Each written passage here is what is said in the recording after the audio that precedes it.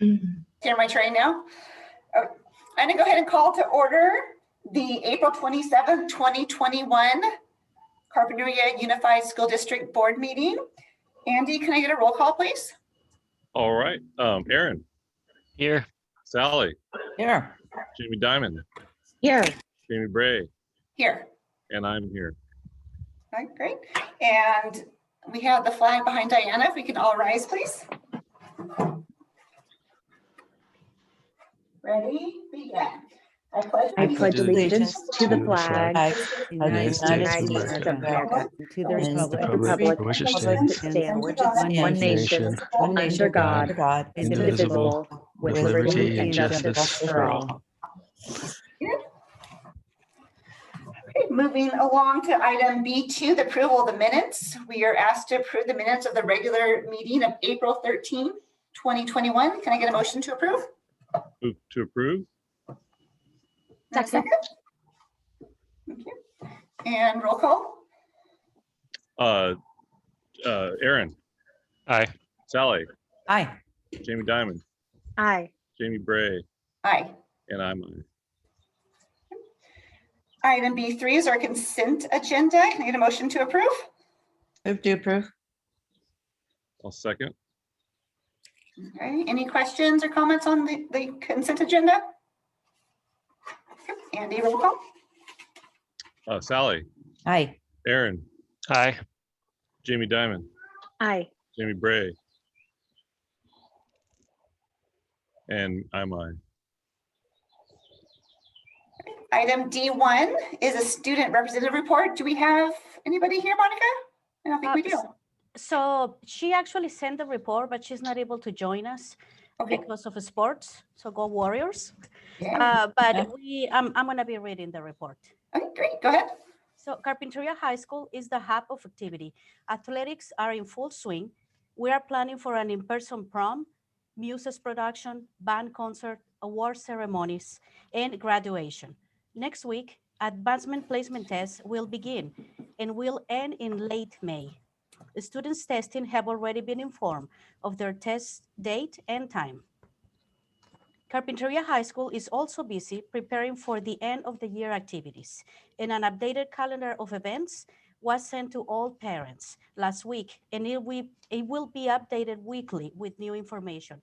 So it's very important for all the parents to keep checking on the calendar because it can change. Next week is Teacher Appreciation Week, and we want to recognize and thank all of our teachers for a wonderful school year.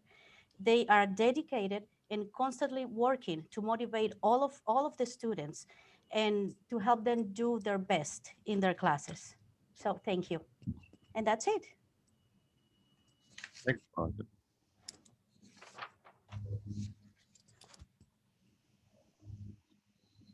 I think we lost Jamie Bray. I think we did. Oh, where'd she go? We'll just have to wait a minute till she comes back in. Sorry. There she is.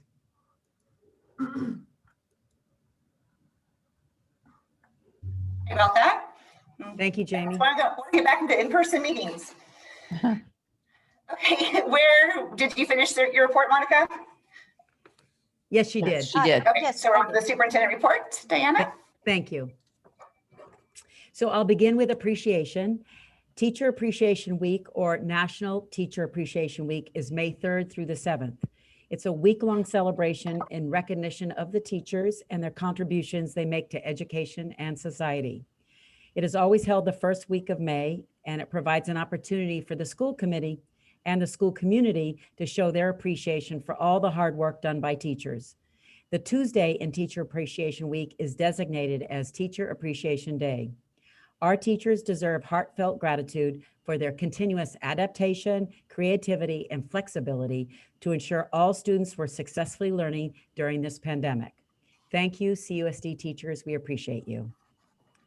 The second item is our second interim financial report analysis and recommendations.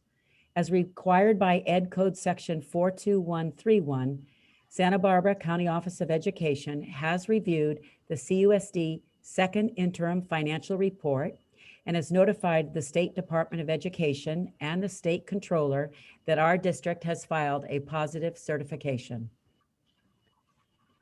Please join me in welcoming our newest members of our leadership team for 21-22, Ricardo Cota, CMS Assistant Principal, and Veronica Gallardo, Aliso Summerlin Principal. Ricardo grew up in Ventura with close family ties to Santa Barbara. He attended CSU Channel Islands to earn a BA degree in history, followed by graduate work and a master's degree in educational leadership at California Lutheran University. Ricardo was an active member of the Army from 2004 to 2008 with multiple tours in Afghanistan and Iraq. He also has taught multiple subjects for 5 years at Isbel Middle School in Santa Paula, and currently he's the assistant principal at the Dianza Academy of Technology and Arts Middle School in Ventura. His favorite subject is history with an emphasis in early California. Ricardo resides in Santa Barbara with his wife and daughter, and he is an avid Dodger and Lakers fan. Veronica is currently teaching kindergarten at Roosevelt School in Santa Barbara, where she has spent the past 10 years teaching primary grades. She has a strong background in business, public education, and most recently as a professional learning consultant. Early in her career, Veronica worked as an accountant executive in the San Francisco Bay Area, where she hired and developed sales teams to exceed goals and developed extensive customer service and management skills. As an educational consultant, she has provided professional learning in science to teachers in support of district goals and teacher professional needs. Originally from the Bay Area, Veronica moved to Santa Barbara to attend Santa Barbara City College and then transferred to UCSB, where she earned a degree in English literature. She is a South Coast Writing Project Fellow. She holds a multiple subject teaching credential, a Master of Science in Literacy and Reading, a Reading Specialist credential, an administrative credential, and most recently, a certificate in education finance from Georgetown University. Growing up in a family of 7 children, Veronica's parents raised her in a bilingual home where they taught her and her siblings how to speak fluently in Spanish, a benefit that has carried her into her personal and professional career. She has been an active member of the Santa Barbara community for over 2 decades. She has served and volunteered for various organizations, including Junior League of Santa Barbara, National Charity League, and Women's Fund. She is also an elected trustee for Santa Barbara City College, having served the college since 2012.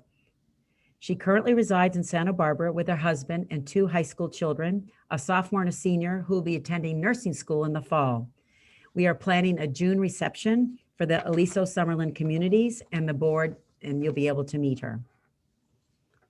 The next item is Earth Day lessons. Citizens for the Carpinteria Bluffs and many other volunteers have worked to design a virtual Katie Roberts Bluffs Day field trip this year for 3rd grade students. Marty Selfridge, retired CUSD teacher, leads this effort and reports that this project has been a labor of love. We are so grateful for their support and generosity. Each student receives a project bag with a Katie Roberts Bluff Day journal and materials to complete 4 hands-on craft projects inspired by the Chumash culture: sandstone sun symbols, a Chumash rattle, planting an oak tree, and nature weaving. At CMS, 8th grade students will complete a lab activity that mimics the harms of oil spills in the ocean. The students use small sponges to soak up as much oil as they can from a tray that contains oil and water. Students will then gain an understanding of how the rates of consumption of natural resources can impact the appearance, composition, and structure of Earth systems, as well as the rates at which they change. Extended learning in summer 2021. Elementary students will have the opportunity to attend Fun in the Sun, an academic and enrichment summer program offered by United Way at Canalino School, June 21st to July 30th, 8:30 to 4:30. Middle school and high school students who fail math or English will have the opportunity to attend 60 hours of summer school, June 14th to July 2nd. Weekly CTE and enrichment classes will also be offered to the middle school students during the same weeks. and our special ed students will participate in extended year classes at Catalino and the high school from June 14th to July 9th. This year, kindergarten enrollment is lower than last year. Aliso has 18 students enrolled in TK, and then 22 students in one kindergarten classroom and 25 students for DLI. At Summerlin, we have 3 students enrolled in kindergarten. At Catalino, we have 12 students in TK, 22 students in one kindergarten classroom, and then 20 students in 2 of the each DLI kindergarten, so 40 DLI students. At CFS, we have 13 students for kindergarten. The good news is, for the first time in 4 years, we did not have to hold a lottery for the DLI program nor for the family school. So we are really pleased that parents were able to have their choice of kindergarten, a DLI kindergarten program, or the family school. Now we have some more good news. At the May 17th First 5 Commission meeting, our early planning grant proposal with Carpinteria Children's Project was approved, or it will be approved, for $75,000 per year for the next 7 years.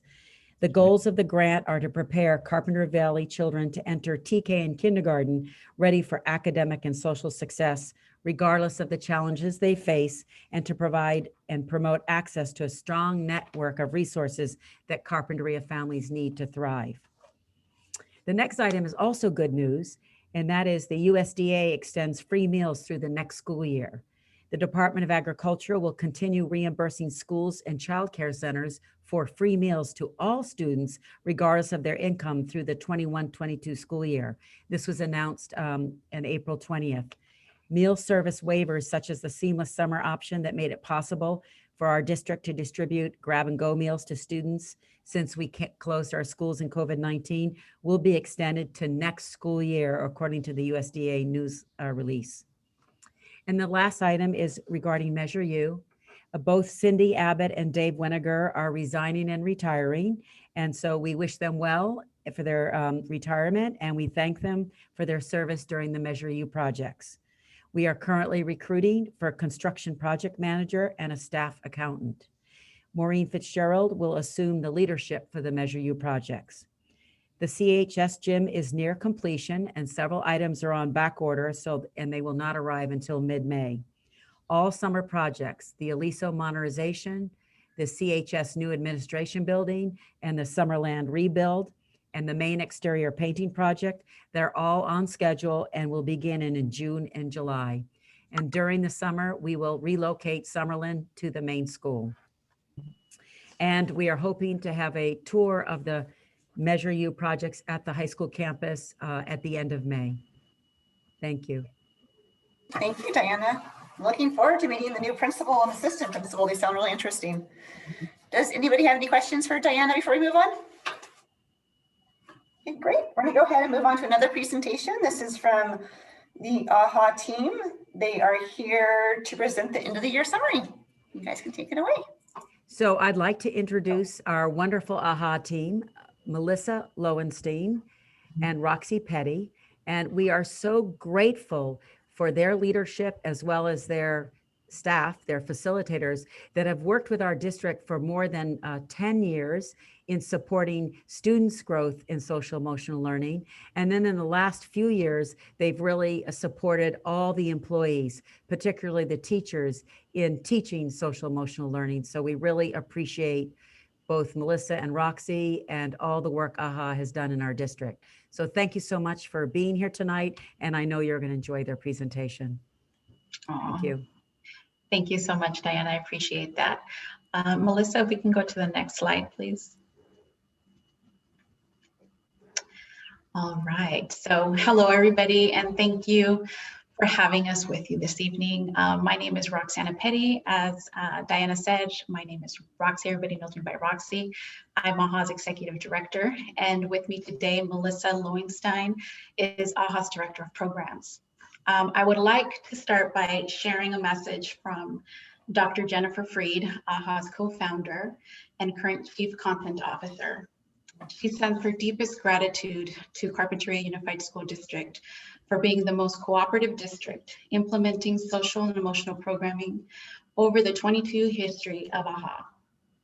Both Melissa and I agree with her and share our appreciation for the leadership and support we continue to receive from Superintendent Diana Rigby, Carpinteria High School Principal Gerardo Cornejo, Vice Principal Kim Ortega, and Carpinteria Middle School Principal Lisa O'Shea, and the many other staff who continue to make social emotional intelligence a priority for this district. This year's social and emotional wraparound approach focused on the importance of equity during a year full of uncertainty.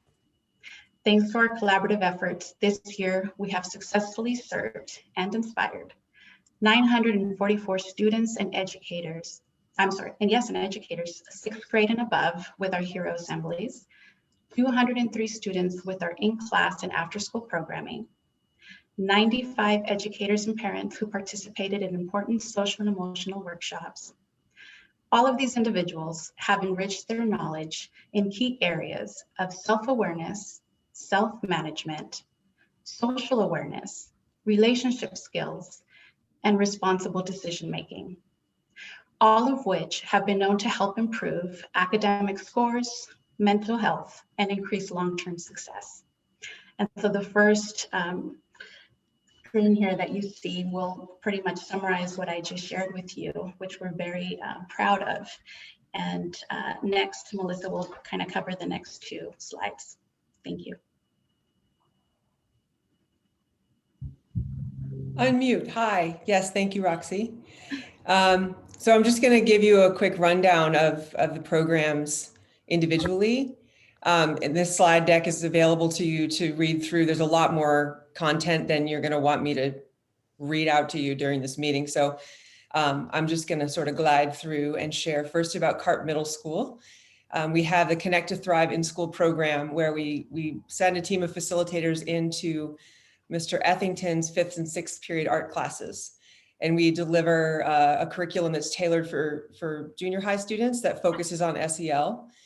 And the topics include mindfulness and stereotypes, in particular, how to recognize that we all have them and that they shouldn't guide the way that we interact with other people.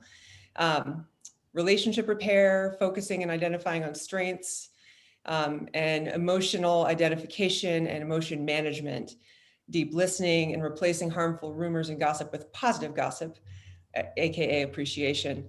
And we deliver this in all our programs in a highly interactive way.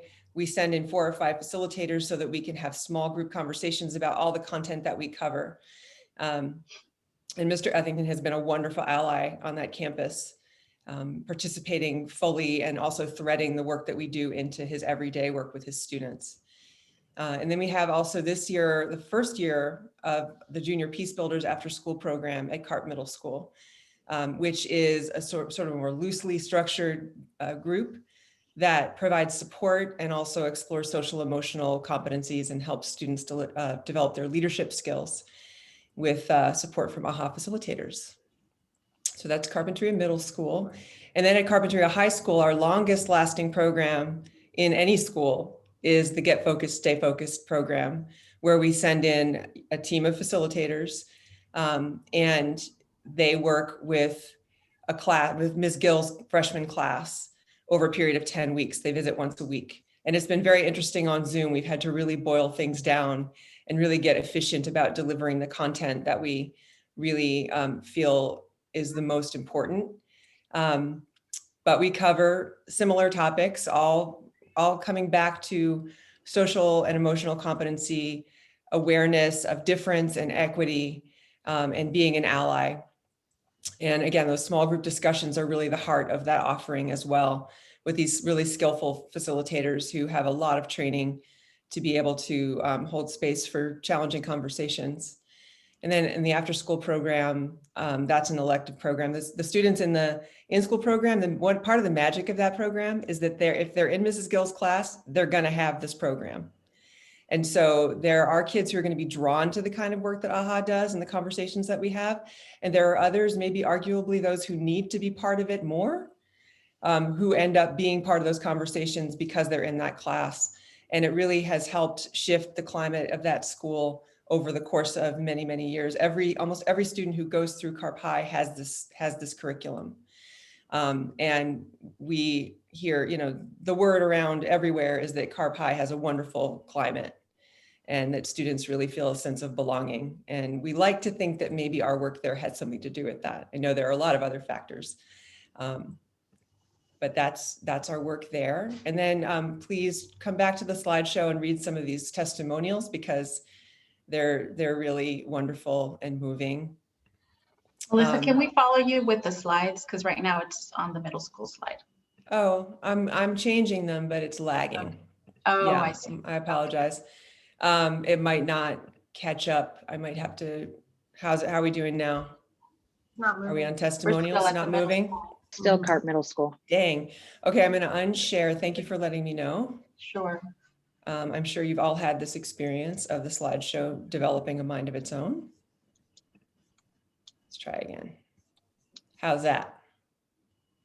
Black screen. Black screen. Oh no. Okay. So since you all do have access to this on your end, one thing I can do is share the Oh, there we link in the chat. Oh, is it working now? Yes. Oh, Testimonials. it's just magic. Okay. Magical something. Okay, so there's the testimonials. Please visit those when you have a moment. And one thing that we know is that right now, anxiety and depression are kind of at an all-time high for kids. And is it any surprise that since we've just been through a pandemic and they've been at home and all those things that you know quite well. And I wanted to share a little bit about what we know about the importance of SEL for depression and anxiety, remediation and prevention. Now, we are not a therapy program. We don't do therapy in AHA, in the in-school programs, but they are therapeutic. And in terms of the MTSS system, the multi-tiered systems of support, what AHA, the level at which AHA really operates is tier 1. So we're really all about focusing on healthy coping and other protective factors like building problem-solving skills, promoting connectedness, working with emotion management, in particular, emotion identification and management, and providing a space for people to just get real about what's really going on in their hearts and minds. These are actually, they're a lot more than feel-good things. They're really therapeutic in terms of boosting people out of a place where they feel like they can't cope. So this slide, I actually, for those of you who are research geeks like me, there are some references to some studies that support the importance of the kind of work that AHA does for helping people cope when they're really having a hard time, and then also resourcing them so that they can sort of stay above those dips that can really create crisis situations for students and their families. And if you have any questions about this piece, we're leaving a little time at the end for questions. So we love to talk about this, but we know we have limited time. So I'm going to go ahead and move us on to our next piece, which is Roxy. Yes, so we brought something new this year, which is the AHA Hero Assemblies. And so when we talked about what we could possibly do to really help not just reach a portion of the student body at CMS and CHS, but to really reach all of them, we decided to go ahead and create hero assemblies. And through these presentations, we have original video segments that are really inspiring. We have people like Dolores Huerta and Van Jones, and they're really talking to the students and educators about what a hero means to them. And then we break out into 2 different small circles with all of the people who are attending, including the educators, where our facilitators are part of each small group. So we have up to 25 AHA facilitators participate in each assembly so that we can have enough small circles where every single teen and educator who participates can actually hear their voice and share their voice with people around them. And they get to meet a lot of people that they've never met before and go into a deep discussion into what a hero means to them and hear about what their friends and people that they've just met, what they feel around that. And it's turned to be a very wonderful opportunity for us to get to inspire the whole school. And so we've been very, very pleased with bringing this to Carpinteria Unified School District this year and the rest of our community as well. The next thing that we want to cover is our AHA Fall and Spring Parent Nights.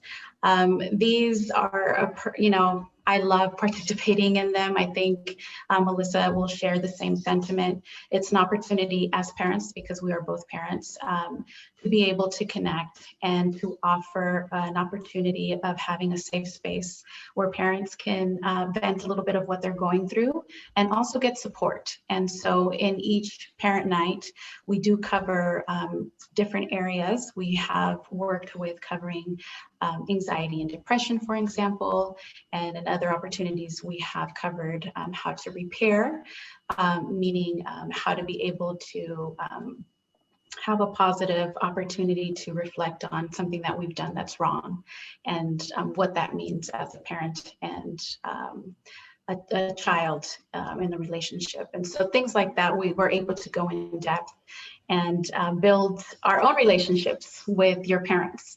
And so we look forward to having more opportunities to go back in person, because that's where the magic happens, so to speak. So we can go to the next screen. Oh, testimonials. Testimonials. Well, like Melissa said, we want to be able to share this with you, but we won't go over them here together. But it's a beautiful opportunity to just read on how people like the hero assemblies. The next one, Melissa. And then again, we won't go over every single slide because it's really meant for you all to be able to look at in your own time. But I do want to highlight that out of the 944 attendees, which go from 6th grade through 12th grade, the poll results were wonderful in our eyes, where 81% said that the assemblies were very or extremely useful. 94% said that the facilitators were helpful and very skilled. 86% said they wanted others to see this assembly and become heroes. 81% said it was a positive use of their time, and 87% said that they felt motivated to step up and help others, which is a really wonderful way for them to leave the assembly thinking. And so we can go ahead and just go through these. Yeah, Melissa. You can see that we also gave this to you in graph form. Right. Everybody loves a good pie chart. All right. And then shall we move on to the educator workshops? Yes, please. Okay, this was a really wonderful, has been a really wonderful experience for us. We were asked to bring 5 workshops, actually it's 6 workshops total, to the district, centered around issues of equity, in particular around the isms. So we had a workshop on ableism, on heterosexism, racism, and then also we're going to have one on issues surrounding immigration with a dual purpose. The first purpose was Carp High School educators have been charged with having conversations with their students about these difficult topics. So they wanted us to come in and do a little work around what is a great way to have these conversations, and how can we make space for people to be challenged in maybe beliefs that don't serve the cause of equity. And the way we always want to start is let's let the educators reflect and become more self-aware for themselves. And so we modeled these trainings in a similar way to the heroes, in that we solicited videos from people who'd been impacted by these isms in high school. And most of them are young adults, and asked them to share about their experience, and then to share, what could educators have done to help them move through this with a little bit less pain and a little bit more sense of support. And then we break into small groups. Again, it's very facilitator heavy. We've got, 20 to 25 AHA facilitators present to lead these small groups. And you can see we did a survey after the third gathering, which was last month. And you can see that people really appreciated a chance to just have these conversations in a safe space. And we also do include a bit of content, educational content, defining the isms, a little bit of information to help people sort of ground themselves in what's known about what the impact is right now for students around these isms in school and out.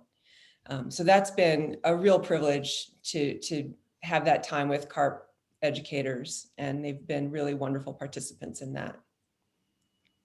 And then you can see we have some feedback, some more fun pie charts with lots of colors, but you can see that they found these conversations useful. And we did actually get some really good feedback from them as well about what they would like to see more of, which we're going to integrate for the final two workshops. And that brings us to time for questions or comments or anything. Yeah, I just want to say that I know this is a lot of information, and both Melissa and I and all of the AHA staff appreciate the opportunity to come here today and share these wonderful accomplishments that we have, done together as a beautiful partnership. And, I think we're all doing our part, and we have it in our hearts to do whatever we can in order to help our youth become not only strong, but kind leaders of tomorrow. And so with that being said, please let us know if you have any questions or comments. I was just interested to know if the parent workshops were open to everybody or just AHA student parents, and about how many did you have at each one? Well, they were open to any CARP district secondary school parents, I believe, were the ones who received the communications from the district. Terrific. And the attendance was low. We're going to just go ahead and admit that. Mm-hmm. It was very hard to get people with Zoom fatigue to show up for another Zoom. So did we have the number on our slideshow? It was 15 parents that participated in both of the parent groups. Yes. So we had one in the fall and one in the spring. And when we were in person, we do get between 18 to 20 parents show up. That's the norm. And that has been the case for the past, I want to say 4 years that we've been doing them. And, it's been changing. It kind of comes in waves. There's been times where we've had all Spanish speaking parents show up and we do an all Spanish group. And there's been times where we've had equal amounts, both English and Spanish speaking. And it's a great opportunity for the parents to really connect and be able to have some fun, because the beauty of participating in our parent groups is that it's interactive, and we play games just like we do with the teens, and are really able to kind of loosen up a little bit and not only receive content, but also receive some of the benefits that we're teaching the teens in regards to the SCL that we're trying to bring to them. And so we're looking forward to going back and pursue those numbers up for sure. Mm-hmm. Thank you. Anything else?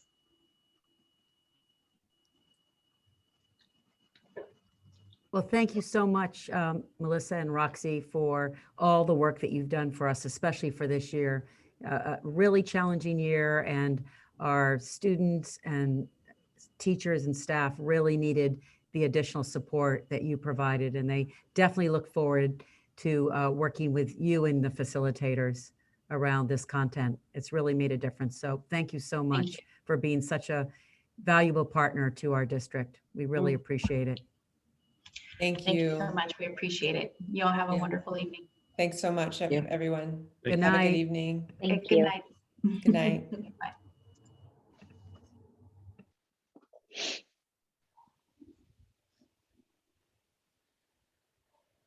Can't hear you, Jamie. Did we lose Jamie? Can't hear you. It shows she's on there and not muted.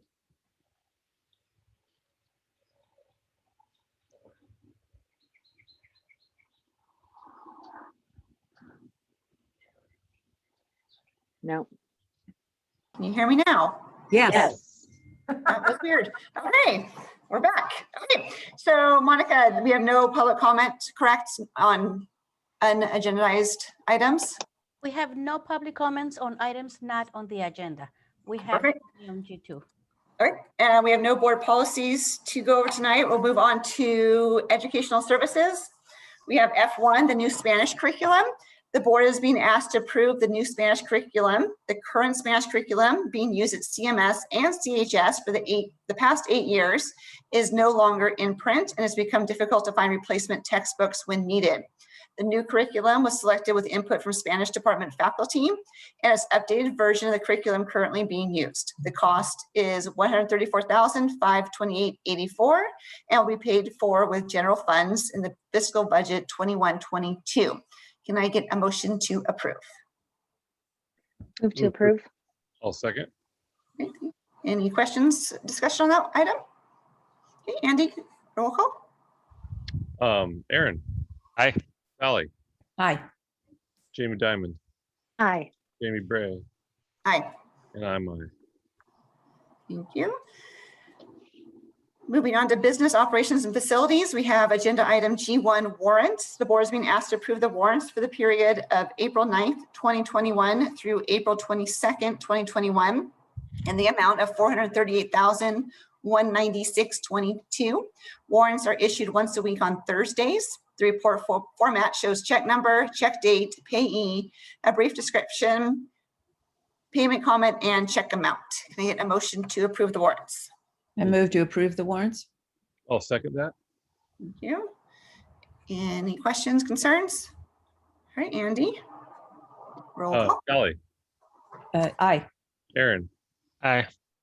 Jamie Dimon. Aye. Jamie Bray. Aye. And I'm aye. Okay, moving on to G2, we will be having a discussion and take action to approve procedural steps necessary to prepare for the sale of the surplus property on Whitney Avenue. We are being asked to authorize and direct staff to give the notices prescribed by law to authorize the superintendent to execute a listing agreement with Berkshire Hathaway for purposes of marketing the Whitney property and to bring back a resolution of intent to sell in September of 2021. And I believe we have a presentation today on this, Diana, or? Yes. Our legal counsel, Craig Price, and his associate, Lauren Rode, are here tonight. I think Craig is on his way from Santa Barbara, but Lauren is here. So we'll ask Lauren to begin the presentation. Thank you, Lauren. Yes, thank you for having me this evening. So on tonight's agenda, we're asking you to approve entering into a listing agreement with a realtor by the name of Crystal Clark. She has proven success here locally. She's been a resident for 40 years. And I believe there was an email circulated where she listed some of the recent properties she sold and what she's been involved in. But the main purpose behind that is to widely market the property to potential buyers. And then the ultimate price of the property will be determined through the sealed bid process that is required by the education code. So once the property is marketed, hopefully it attracts, a large amount of potential buyers, and then they will submit offers via the sealed bid process later in the fall. And then it will be up to the board to select the highest bid amount. So the idea is the more buyers that are attracted through this real estate agent, then the higher the price the property could potentially sell for. Secondly, there are notices that are required to be provided per the education code to public agencies. So we have to notify the County of Santa Barbara. We have to notify the Regents trustee of the state of California. So we have to send out these notices, and then there's a 60-day negotiation period where these state or public agencies can notify the district whether they're interested in making an offer to purchase the property. So in anticipation of an intended sale come fall, we want to get started on getting these notices out. So I'm happy to answer any questions that anyone has. So in reading through it, maybe it was just me, but at first I thought it said it was to be used only for a single home with acreage. And then later on, it sounded like it was being also promoted by developers who would put more than one single home on there. So maybe I need to go back and read it again, but if you could explain that. Sure. The property is zoned for a single residential property with an accessory structure. So a developer can't come in and, Okay, build a huge apartment building. It's not zoned for that. So. great. Okay, thank you. That's good. I have a question. As far as starting the whole process now of notifying the county and all these agencies, we still, as a board, have not officially voted to sell the property. So this is just kind of prep work. And then should we choose not to in the fall, because it's obviously not guaranteed, then this kind of just all goes as a moot point and it's just kind of prep work just in case. Is that correct? Correct. So the notices will state that it's an intention to sell, but not that the board has approved the actual sale. So this is just kind of getting all this preparation work out of the way. So we're not jammed doing it all, within 30 or 60 days in the fall. So. Okay. Is there any other questions before I move on to, we have one public comment on this item. Any board questions? Yeah, I do. I'm curious how we developed the asking price or the potential listing price. So the property is not listed for sale like a normal real estate sale, when you list your home for sale. The price will be determined by the potential buyers that are attracted to the property and the sealed bid process that is required by the education code. So Yes, there'll be I understand board that. meeting. I'm curious where that 1.325 number, was that just a number that was thrown out, or because it just seems in the current market situation that seems like a low bar. Right. So I believe that's just an estimated market value. A lot of that coming from a vacant lot next door that was recently sold. So I don't think that's a starting point necessarily. I think that's just an estimated fair market value at this point in time. But of course, whatever the market attracts, the potential buyers are going to submit sealed bids. And obviously the district, if they, do want to, and the board wants to approve and sell the property, then they would accept the highest bid. So the market will really determine what the ultimate selling price will be. I have a couple questions as well. My wife is a real estate agent, so we've been talking about this for many days now. My question is, did we reach out to more than one agent, or do we just go with this one because I don't know any reasons, but that's one question. This is Carpinteria-Summerlin School District. It would be, nice to see an agent from Carpinteria, not my wife, obviously, because there's a conflict, but there's many wonderful agents in our town who spend money in our town and donate money to our town and our children. So I was just wondering if there's any consideration for that. Oh, well, Crystal was selected mainly because of the success she's had and her ability to widely market the property. So that being the most important thing in order to sell the property for the highest price and get the most funds for the district. So her experience and her success, that is why, she was selected by the district. And then from our perspective, we have been working with Craig Price with our properties, both the Baylord properties and the Whitney properties, for a number of years. And we, the leadership team made the decision to defer to Craig for his work on these properties to make those recommendations. So we were highly successful with Baylord. So I do believe that following through with Craig's recommendation, that we will be equally successful with the Price at Summerland. And as far as being a realtor in this area, she's known within Summerland, I believe, for especially marketing higher end residences. So she has that experience on the kind of higher end work we're hopefully going to get for that property, just as a personal note of her. Is there any other questions before we move on to public comment? Okay, I believe we have Leslie Person Ryan here. You have 3 minutes. Hi, I'm Leslie Person Ryan. Does everyone know who I am? I'm just wondering. Can you hear me? No, You I can hear introduce you. yourself. You have 3 minutes, Leslie.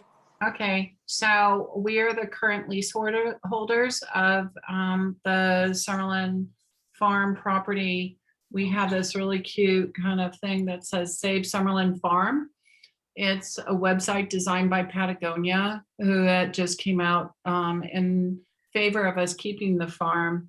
So if you go online and see Save Summerland Farm and see that Summerland is it's actually a certified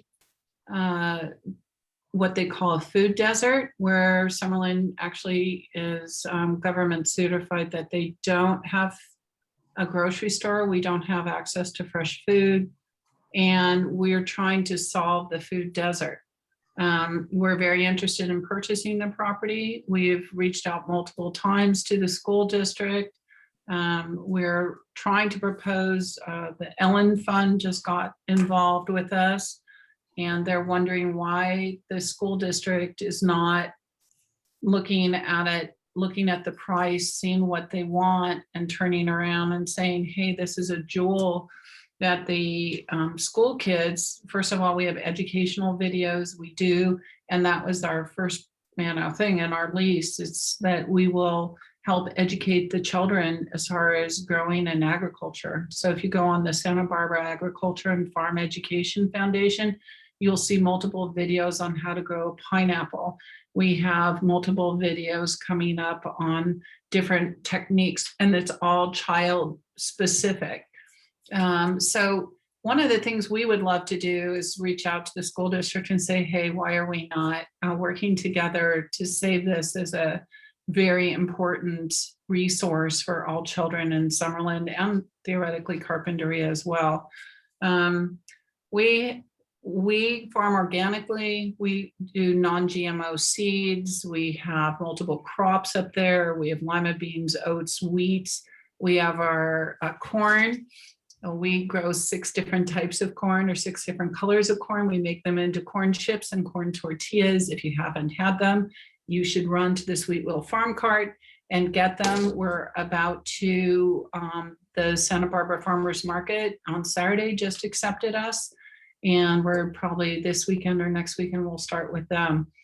In the end, I think it would be a really wonderful resource for the children. The neighbors are behind us. The Summerland Citizens Association has written us a letter of support. The Summerland Carpinteria Fire Department's behind us in keeping it green. What we're being told is not what we're hearing from Lauren. Lauren, I would love to have a conversation with you. We are hearing that it will first be offered to other state agencies. So I really want someone to tell me if that's not true. That includes public housing, which is happening on Baylord right now. I'm sorry to interrupt. Your time is up. Thank you. Thank you. All right, do we have any other board questions concerning the subject? I did have a question regarding that flow of agencies that have to alert that we're selling it. Does somebody get first in line? Like, is there a bid process for the first group, and if nobody takes it, then it goes to the second, or is it the highest bid no matter what gets it? Right. So the state agencies generally have 60 days from when they receive notice to make an offer to the district. And then there's a negotiation period. So the district and the state agency can see if they can arrive at a mutually agreed upon price. If there are multiple offers, then the district or the board can decide which offer they want to accept. But are But- members of the public able to place a bid at the start of that 60 days as well, or is it 60 days blocked off solely for government agencies and It's then it just- opens to public? It's just solely for these government agencies where we have to provide who we have to provide the notices to. And then later on, once the board intent or votes on a resolution to actually sell the property, then the public sealed bid process begins. And this is standard protocol for any school district property, correct? Like we don't have there's no I think it's workaround. We have to do Any this. public property, really. It's not just school district property. It's any publicly owned property has to go through this process and offer it to other agencies who may or may not be interested. Correct, absolutely correct. Okay, great. Then if we have no more questions, we'll go ahead and move on to taking a vote on this item. Can I have a motion to approve? Let's see. The steps, okay, we're in a motion to approve the procedural steps necessary to prepare the sale of surplus property on Whitney Avenue. And this entails the first step of marketing to those governmental agencies, correct? And then also the adoption of the agent, Chris Leclerc in this case. Can I get a motion to approve? I'll move to approve as presented. Can I get a second, please? A second. All right, Andy, you can take roll call, please. Aaron, Aye. Sally, Aye. Jamie Dimon, Aye. Jamie Bray. And I'm aye.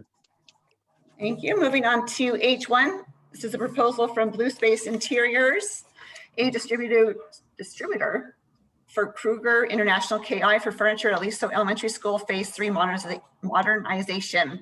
We are being asked to approve the purchase of furnishings for Aliso Elementary School Phase 3 modernization be awarded to Blue Space Interiors, an approved distributor of KI in the amount of $140,164.82, paid for with Measure U bond funds. Can I get a motion to approve?